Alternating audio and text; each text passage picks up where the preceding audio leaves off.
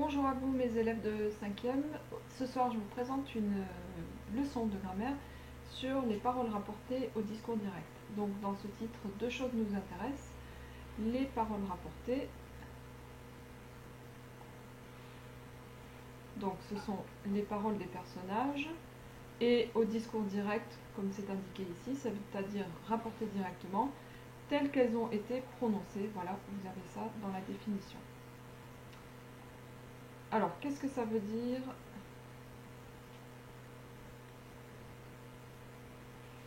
Donc j'efface mes petits traits. Qu'est-ce que ça veut dire les paroles rapportées concrètement? Donc on en voit un exemple ici. C'est un extrait du roman de Renard. Renard se mit à rire et demanda: qui êtes-vous? C'est nous, répondit Isengrin. Donc on va voir dans ces deux lignes de dialogue différentes caractéristiques du discours direct. Tout d'abord, les marques typographiques, c'est-à-dire les deux points que vous avez ici. Puis au début du dialogue, on ouvre les guillemets et à la fin, on ferme les guillemets. Donc vous les avez ici, là. Et à chaque nouvelle réplique, on met un tiret qui indique qu'un nouveau personnage parle. Donc ça, ce sont les marques typographiques, c'est-à-dire l'écriture. Ensuite, on reconnaît... Hop, j'efface. On reconnaît aussi le dialogue grâce à la présence de verbes de parole, comme dire, demander, chuchoter, interroger et hurler. Et vous avez tous identifié dans les deux lignes les deux verbes de parole. On a demanda et répondit. Donc ça, c'était pour les verbes de parole. Il en existe beaucoup d'autres. Voilà, j'efface. Ensuite, les marques des premières et deuxième personnes. Alors, vous avez, j'ai mis ici plusieurs exemples: je, mon, ma, nous, notre, tu, toi, tes, vos. Et dans les deux lignes, vous avez ici vous et nous qui désignent Isengrin. En fait, il parle de lui-même à la première personne du pluriel. Voilà. Ensuite, on peut trouver aussi la présence fréquente de phrases interrogatives, exclamatives et injonctives avec la ponctuation qui va avec. Et on voit ici une phrase interrogative avec le point d'interrogation. Et éventuellement, ce n'est pas le cas ici parce que ce sont des chevaliers qui parlent.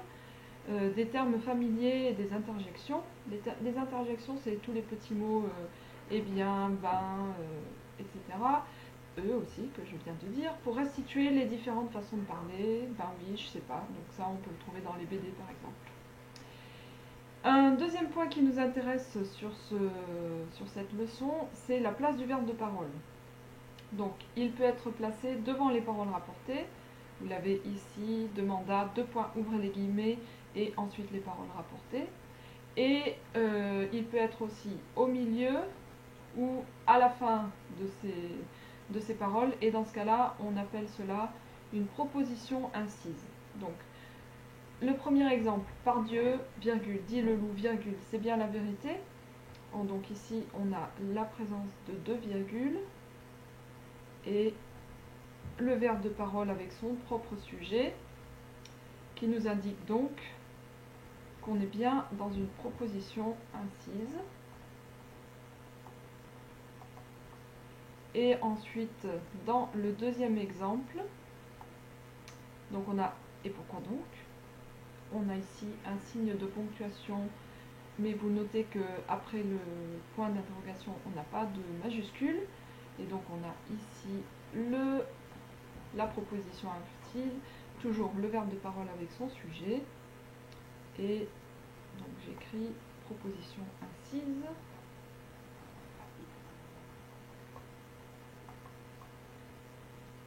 Donc ici, la proposition incise est au milieu des paroles, puisqu'on en a un morceau de avant et un morceau après. Et ici, la proposition incise est à la fin des paroles, puisque toutes les paroles sont situées avant.